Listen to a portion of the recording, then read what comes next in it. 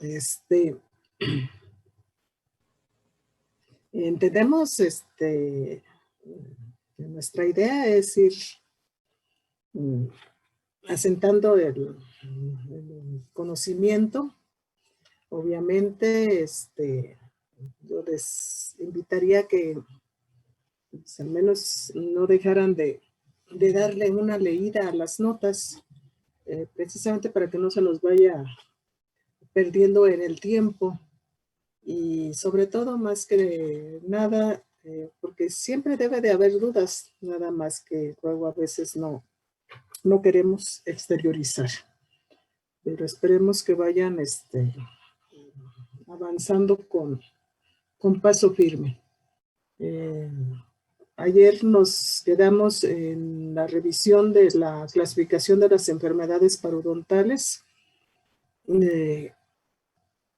haciendo alusión a las manifestaciones clínicas y obviamente a su etiología, abarcando a toda esa gama de problemas que se ha sufrido en la humanidad y a través del tiempo. Y naturalmente estamos conscientes que la enfermedad más común que nosotros manejamos en periodoncia es lo referente a los procesos inflamatorios, pero que no debemos estar exentos de, obviamente, de tener la idea de que solo eso vamos a ver, sino que podemos ver muchas más cosas en cuestión de enfermedad y que debemos enfocarnos en la posibilidad de comprender y entender esos procesos que si bien yo no los voy a atender, sí puedo tener capacidad para derivar con especialistas, bien sea en el área odontológica y si no, por supuesto, en la cuestión médica. Así que, por lo tanto, es esa base para poder clasificar a la enfermedad parodontal en esos 5 grupos. Y que se les hizo también la observación. Los 2 primeros grupos están enfocados, por supuesto, a lo que son las enfermedades gingivales, o sea, las enfermedades que afectan a la encía y que definimos su nombre genérico son enfermedades gingivales y nosotros entendemos que la que representa a esas enfermedades gingivales es la gingivitis, que es la enfermedad de encías que más de un 90% de la población puede padecer. Así que por lo tanto nosotros estamos identificando esa gingivitis, obviamente con el cambio de coloración. Entendemos que son encías que tienden al sangrado. Y ya se les había dicho anteriormente, doctor, doctora, cuando la encía cambia uno de sus aspectos clínicos, automáticamente se desencadena también el cambio en los demás. Sus aspectos clínicos, recuerde que es color, tamaño, consistencia, textura, forma y contorno. Lógicamente la posición de ella. Y ya cuando hablamos de enfermedad en sí, también la facilidad o intensidad de la hemorragia gingival y obviamente la posibilidad de la presencia de dolor. Así que por lo tanto, ese fue el dato que vimos en cuestión de la representación de las enfermedades gingivales y que es la gingivitis y se está manejando esa subdivisión de ella, lo que es la inespecífica, que prácticamente le corresponde toda esa descripción dada a este punto. Porque esas manifestaciones clínicas de cambio de color, consistencia, textura, forma, contorno, tendencia a la hemorragia, que nada más es eso lo que yo veo en la encía, su factor etiológico es la placa bacteriana.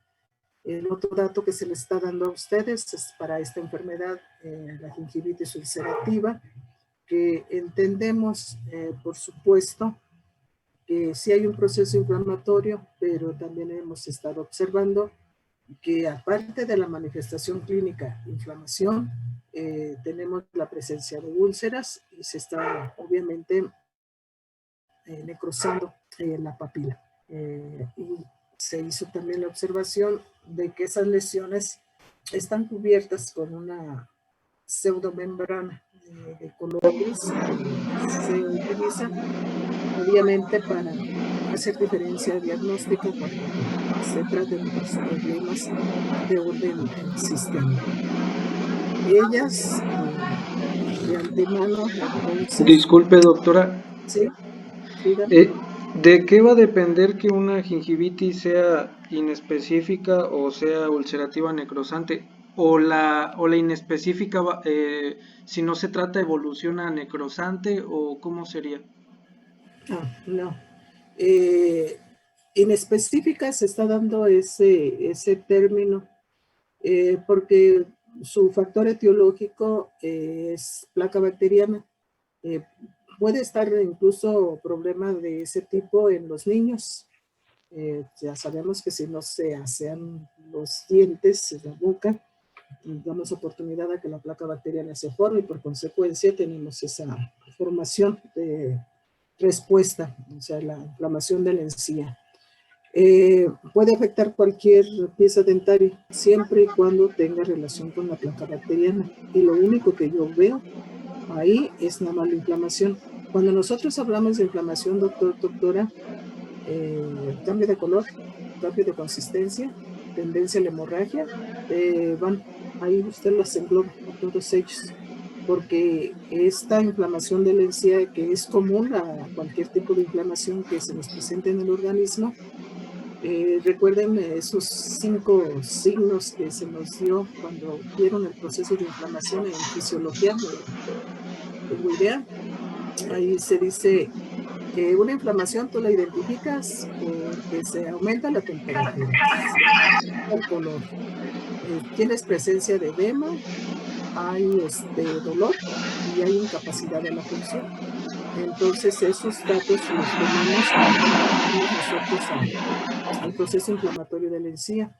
Así que por lo tanto, cuando nosotros hablamos de inflamación de la encía, es porque nosotros vemos que si se aumenta la temperatura, aumenta del calor, es la concentración de la sangre. Que si cambia el color, es porque obviamente estamos viendo con facilidad la concentración de la misma, o sea, de ese tejido hematopoyético. Y que si hay edema o tumor anteriormente mencionado es porque la encía aumentó de tamaño.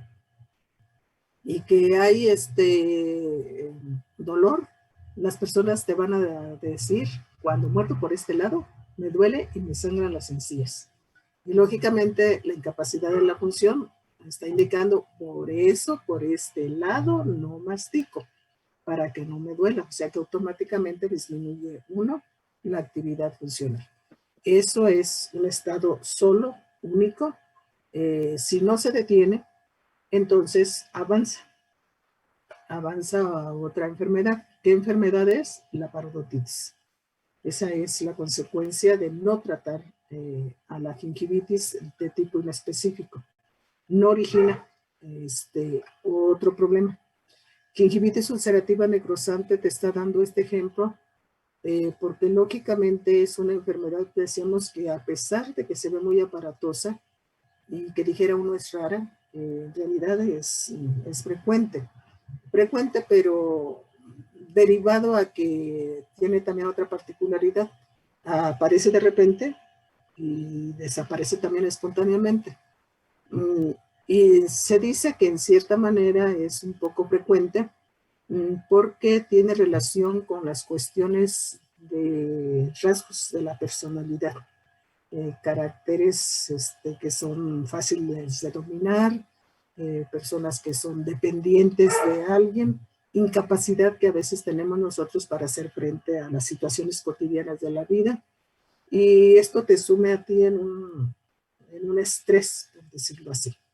Entonces, puede dar posibilidad a que se te presente esta situación, este problema. Puede haber factores predisponentes, o sea que me puedan ayudar a que se desencadene. Y precisamente uno de ellos es la presencia de una gingivitis, pero se tienen que acompañar. Entonces, ¿qué te está diciendo aquí? que este problema ulcerativo necrosante no es derivado de una placa bacteriana, por supuesto que no.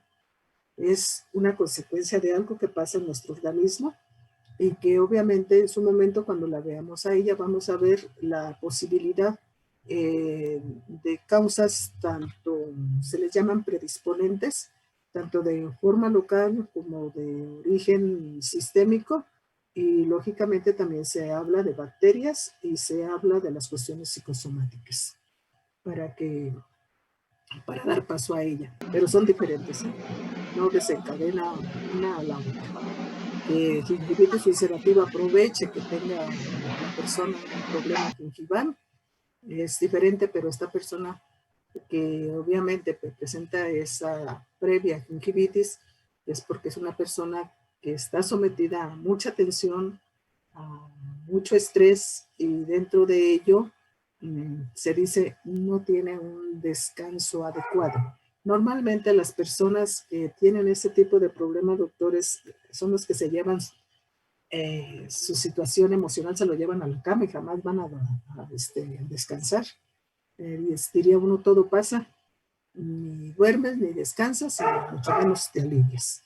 Entonces, espero que tu pregunta haya quedado contestada. Muchas gracias por aclarar la duda, doctora. Sí, está muy bien. Gracias a ti. El otro punto que habíamos manejado se refiere a las manifestaciones de las enfermedades sistémicas y los disturbios hormonales. Acuérdense que en este caso les mencionamos a ustedes que aquí ya comprendemos lo vamos a todas las enfermedades que son obviamente derivadas de problemas bacterianos, de problemas virales, de problemas micóticos, que podemos tener problemas de discrasias sanguíneas, tenemos problemas metabólicos, como el caso de la diabetes, podemos tener problemas de discrasias sanguíneas, quizá como una leucemia, y se contempla también, como el ejemplo que tiene aquí, problemas dermatológicos, o sea, toda es una gama. Estas son imágenes en las cuales lo único que queremos que tratemos ustedes de visualizar es que el aspecto clínico de la encía que me presenten cada una de ellas dista mucho de las dos anteriores que vimos, de la gingivitis inespecífica y de la gingivitis ulcerativa. Tienen diferentes manifestaciones clínicas. Lo único que tienen en común es un proceso inflamatorio y obviamente estar presentes en encía. Y les estoy pidiendo que el proceso inflamatorio tratemos de pensar en él como una medida de defensa. Es la tercera línea de defensa que tiene el organismo. Y nosotros estamos acostumbrados a manejar como gingivitis a todo lo que vemos de inflamación en nuestra encía. Y le llamamos gingivitis porque obviamente es la palabra más común, pero debemos de estar conscientes que un proceso de inflamación a mí se me puede venir por cuestiones químicas, físicas, lógicamente las biológicas y las traumáticas. Por lo tanto, vuelvo a insistir en esto. Todas estas lesiones que nosotros vemos aquí en estos ejemplos, hay un proceso de inflamación, pero esta inflamación es secundaria. Ella viene acompañando a la lesión primaria.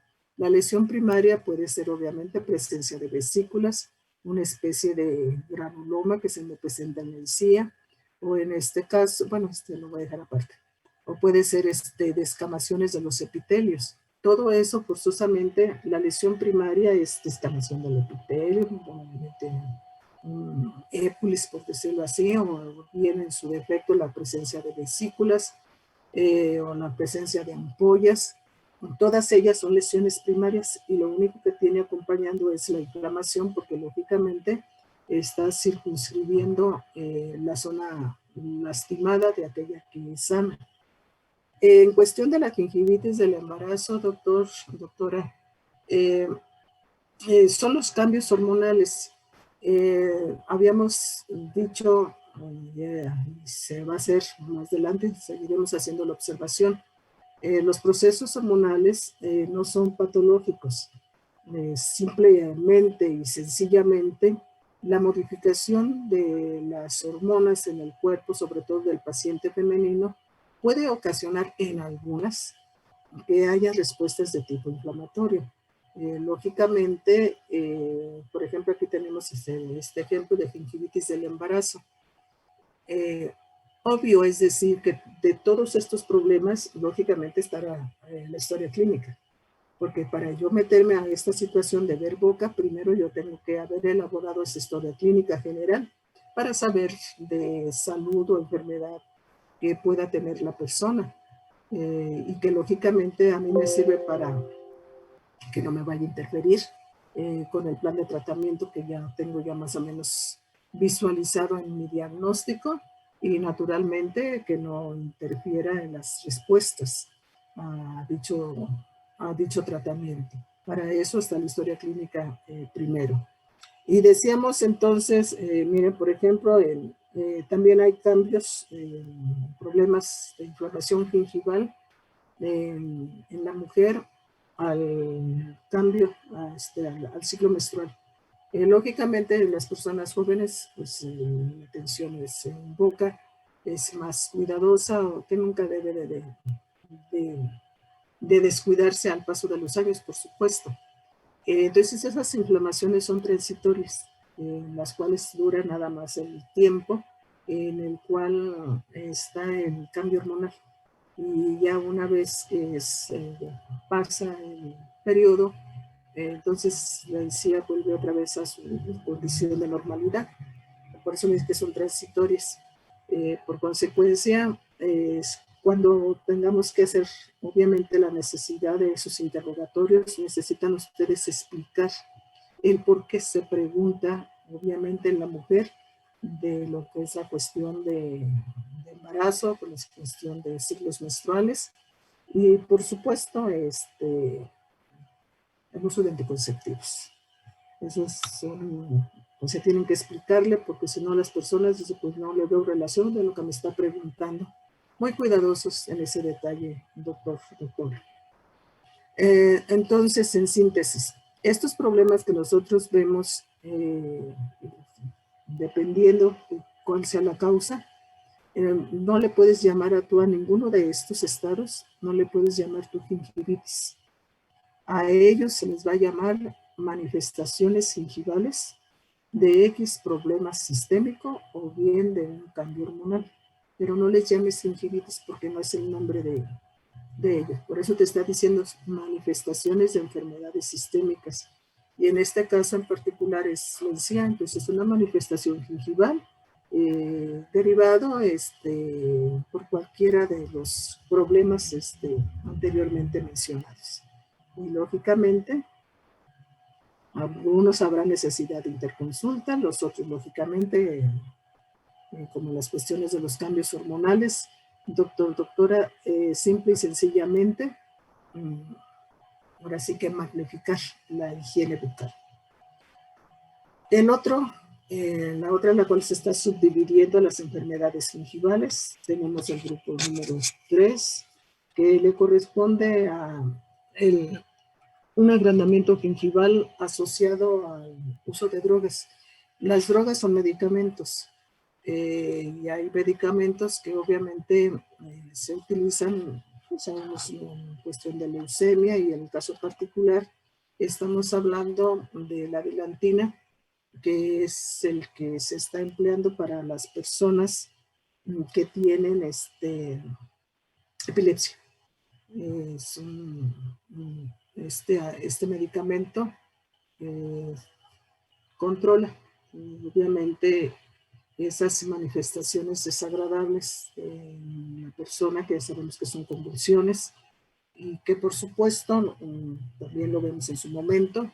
No todo es igual para todas las personas, pero lo que queremos entender es que derivado del uso de este medicamento hay una reacción secundaria. La reacción secundaria es obligar al fibroblasto a producir mayor cantidad de fibra colágena. Lógicamente, al presentarme la mayor cantidad de fibra colágena, voy a tener un agrandamiento de la encía. De particularidad, es un agrandamiento que viene sobre papilas. El agrandamiento es principalmente de papilas. Y si estamos viendo dos tipos de imágenes, es para decirles a ustedes que un agrandamiento gingival derivado del uso de la dilantina sódica, le vamos a llamar obviamente hiperplasia gingival, no se puede conservar, ahora sí que con las características aparentes de normalidad, que se refiere a color, consistencia y textura, porque la encía va aumentando de volumen y lógicamente conserva el color, o sea, sigue siendo rosa, rosa pálido. La consistencia y la textura que van de la mano es derivado de las fibras, pues lógicamente a mayor fibras, entendemos que su firmeza es mayor, igualmente su punteado es más notorio, pero por supuesto que está perdiendo posición, está perdiendo forma y contorno y está perdiendo el tamaño de la encía. En cuestión entonces es de que este estado no se puede conservar así normalmente, porque si esos defectos en la arquitectura de la encía marginal, o en este caso papilar principalmente, van a hacer que cada vez que mastique la persona sus alimentos, el alimento no va a deslizar entre las papilas por su forma cóncava. Las papilas ahora son convexas, por lo tanto el alimento va a empezar a impactarse, impacta uno a la trituración de ellos y por consecuencia, entonces ante ese traumatismo se puede venir un proceso de inflamación. Ahora la inflamación es secundaria, no fue primaria como se habló en gingivitis. Aquí esta alteración en el tamaño de la encía motiva a que por traumatismo se me debilite el tejido y lógicamente voy a responder con ese proceso inflamatorio. Amén de que dentro esos agrandamientos permiten que el alimento se infiltre dentro de la cavidad que me forma la encía y la pieza dentaria. Por consecuencia, también deben de pensar que hay presencia de bacterias y por consecuencia formación de placa bacteriana. Y si se me forma la placa bacteriana junto con el traumatismo que se está recibiendo, entonces hay agresión por fuera y hay agresión por dentro. Uno traumático y el otro por acción de bacterias. Se me está complicando el problema. Entonces, este estadio nace siendo así. Es una hiperplasia que nace siendo hiperplasia, pero lógicamente se combina la inflamación. El cuarto grupo para las enfermedades gingivales, en su subclasificación, está todo aquello contemplado en la cual nosotros debemos de pensar en problemas que podamos heredar, en cuestiones de alteraciones genéticas y todo lo que yo pueda sufrir después del nacimiento, lo que pueda sufrir en el transcurso de mi vida. Lógicamente a esto está refiriéndose a lo que pueden ser también tipos de quistes, quemaduras por aspirinas, como se le está dando del ejemplo.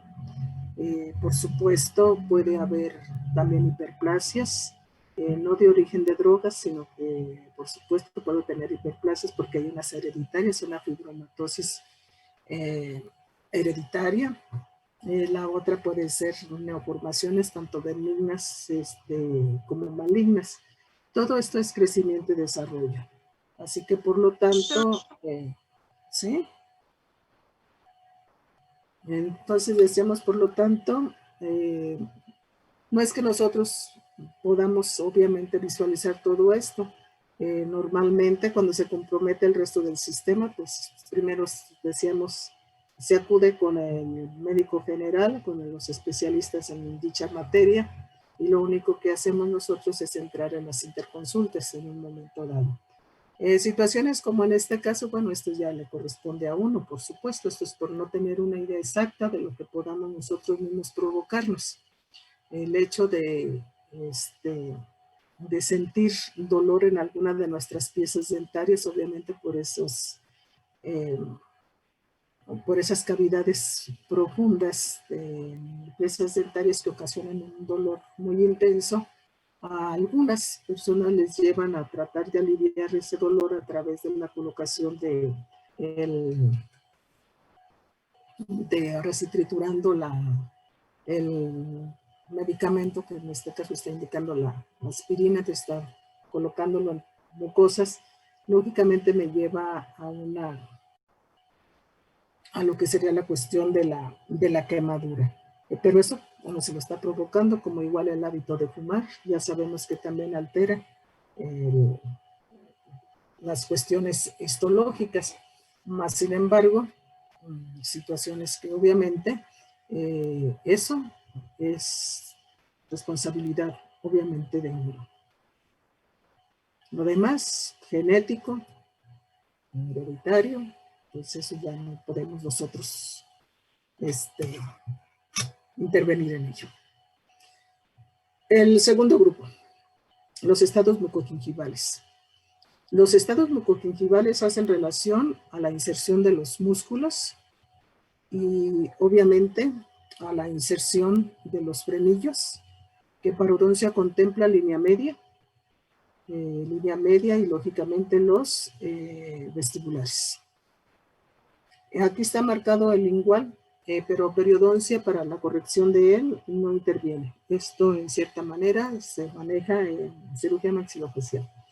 Los frenillos, recuerden que son esos pliegues que nos controlan el movimiento de las mucosas labiales y lógicamente los movimientos de la lengua.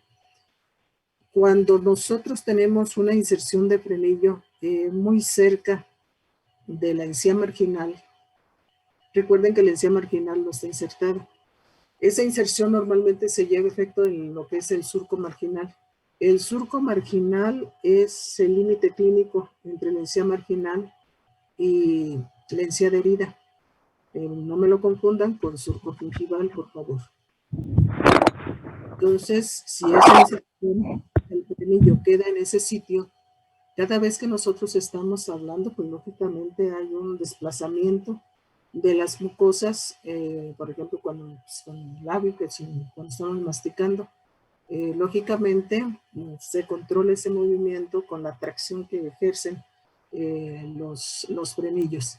Pero cuando ellos están muy cerca de ese margen gingival, entonces están jalan a la encía marginal de forma continua, que permite en ocasiones, por supuesto, que si se está triturando alimento, parte de restos de alimento puedan quedarse atrapados en estas zonas. Por consecuencia, también se hace la observación que a las personas se les dificulta mucho hacer aseo en esos lugares porque se lastiman, obviamente.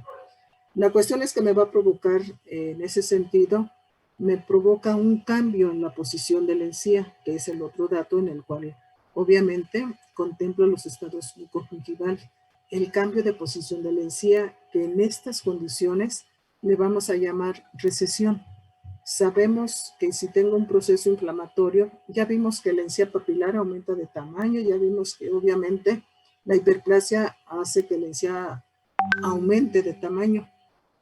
Ha cambiado de posición, pero en ese caso no se le va a llamar recesión, obviamente se le va a llamar agrandamiento gingival. Y como la encía puede cambiar de posición hacia apical, entonces para hacer la diferencia entre esos cambios de posición de la encía, entonces recesión es para cuando la encía migre hacia apical y agrandamiento gingival cuando migre hacia el plano oclusal. Así que por lo tanto, en cuestión de las inserciones musculares, doctor, doctora, siempre, sobre todo cuando tengan la necesidad de restaurar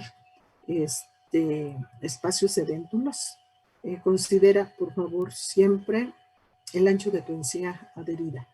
El ancho de tu encía adherida, recuerda que es obviamente esta línea más oscura que me habla que a partir de este sitio ya tengo mucosa areolar. Es este mismo dato de aquí. Y por supuesto que si me queda muy poco reborde alveolar es porque aquí la inserción muscular prácticamente ya está. Periodoncia contempla lo que se llaman las vestibuloplastías. Aumentas el fondo de saco para que puedas tú colocar restauraciones tipo protésicas, obviamente, hablo de prótesis fija o prótesis removible, en el cual tengas estabilidad con esos aparatos. Si no, de lo contrario, no van a ser útiles. O sea, debes de considerar esa inserción muscular y la puedes modificar en un momento dado.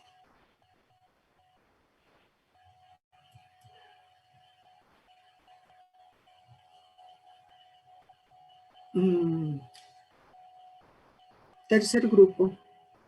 El tercer grupo le corresponde a las parodontitis. Ahora, y obviamente si lo hablamos de forma general,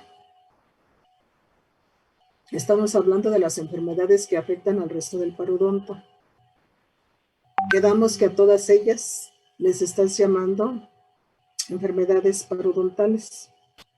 Todas ellas se caracterizan por una migración de, obviamente, entendemos que se migra la adherencia epitelial, van a comprometer el soporte de la pieza dentaria.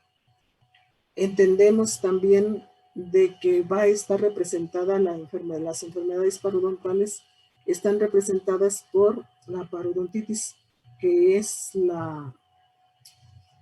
obviamente la extensión lógica de una gingivitis no tratada.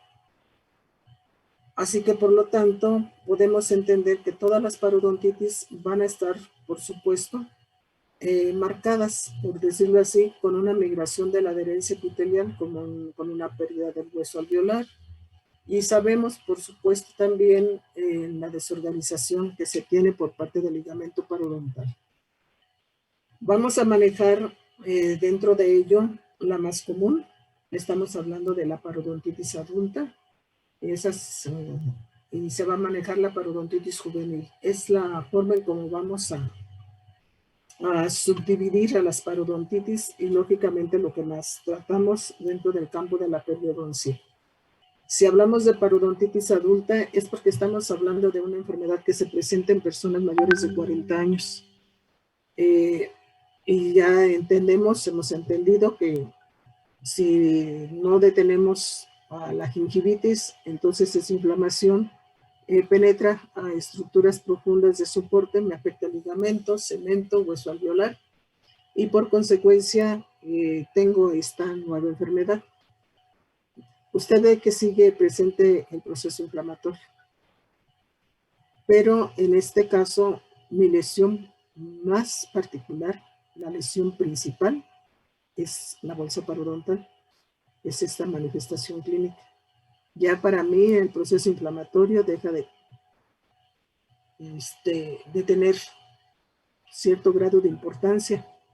Claro que la tiene, pero a lo que me refiero es que es más dañino que yo trate de conservar esa bolsa parodontal. Y lógicamente es cuando nosotros le hacemos la observación, necesita usted tener el conocimiento del respaldo, obviamente, de lo que es surco gingival. Acuérdese de límites, acuérdese de profundidad y acuérdese qué hay en el fondo del surco gingival. El surco gingival no debe de ir más allá de 2 milímetros de profundidad, que es el nivel donde se encuentra adherencia epitelial. Y en ese momento les hacía la observación. Habrá personas que le dirán, doctor, doctora, yo siento este diente flojo, pero yo veo la encía en su lugar. Lógicamente, nosotros debemos de estar ya con la idea de que cuando dice esto el paciente, él hace alusión a la posición aparente de la encía. Y nosotros nos vamos con la idea de que obviamente si está rodeando el cuello del diente, pues eso es normal. Pero se les dijo que esa es una apariencia de normalidad. La posición real de la encía es la profundidad a donde se encuentre adherencia epitelial. Esa es su posición real de ella. Por lo tanto, cuando tengan sus problemas gingivales, forzosamente le obliga a revisar surco gingival y obviamente la profundidad de bolsa en caso de que exista. La toma de radiografías para que usted sepa dentro de la evolución de la parodontitis que llamamos adulta, que también se llama parodontitis marginal crónica, tiene 3 fases de evolución: su fase leve, su fase moderada y su fase avanzada, en las cuales las características clínicas hacen alusión a bolsa parodontal, a la pérdida de hueso y naturalmente a la movilidad dentaria. Son ellas 3 y obviamente el hecho de leve, moderada, avanzada o grave es porque se están acentuando, se van profundizando los daños. Tienen en sus notas, por ejemplo, fase leve, su bolsa parodontal debe de medir menos de 4 milímetros, considerando que su rango normal son 2 milímetros para surco gingival. Más de 2 milímetros es bolsa parodontal. Fase leve, menos de 2 milímetros. Fase moderada, menos de 6 milímetros. Fase avanzada, la profundidad de la bolsa va más allá de los 6 milímetros. Si hablo de pérdida ósea, entonces manejemos tercios. Pérdida ósea en fase leve me afecta el tercio cervical de la raíz. En la fase moderada me afecta hasta el tercio medio de la raíz. En la fase avanzada me afecta a lo que sería tercio apical de raíz. Por lo tanto, en esta fase avanzada y tanto en la moderada, cuando tenemos esas pérdidas de hueso, hablamos de lesión de bifurcación. En la moderada puede ser incipiente, o sea, puede haber lesión de bifurcación. En la fase avanzada, lesiones de bifurcación ya son generalizadas. Como todo va de la mano, doctor, doctora, entonces movilidad del diente. Manejamos 3 grados. Patológica, obviamente. En fase leve es un grado 1. En la moderada es un grado 2. Y en la avanzada es un grado 3. En este caso, el diente se mueve en sentido mesiodistal y se mueve en sentido vestíbulo lingual. Por lo tanto, entendemos que en esta fase sería muy complicado a veces conservar la pieza dentaria dependiendo de quién se trate, por supuesto. Y a veces consideraríamos mejor hacer la extracción de dicha pieza dentaria. ¿Preguntas que tengan? Parodontitis juvenil. ¿Sí? Parodontitis juvenil. Diga. ¿Nada? Bueno, en parodontitis juvenil estamos hablando de personas jóvenes, personas menores de 25 años. Una persona mayor de 25 años que me presente las formas de una parodontitis en su fase avanzada, lógicamente no es normal. Porque una persona con parodontitis en fase avanzada, estamos hablando de personas que prácticamente son de 50 a 60 años en un momento dado. O bien, póngale pues donde dice aparece. Pero como estoy hablando de fase leve, moderada y avanzada, entonces quizá una persona de 50 años que no se haya atendido sus piezas dentarias puede estar en parodontitis avanzada. Esos daños de parodontitis avanzada, parodontitis juvenil te los presenta en fase temprana. Entonces, para que una persona de 20 años, de 25 años me esté presentando lo que una de 40 o 50 años lo hace, entonces eso quiere decir que tu organismo tiene un defecto, tiene un problema, hay un problema sistémico. Por lo tanto, se maneja ese término, parodontitis juvenil, y lo vamos a manejar en 2 formas. Es localizada, que afecta nada más determinado tipo de pieza dentaria, siempre y cuando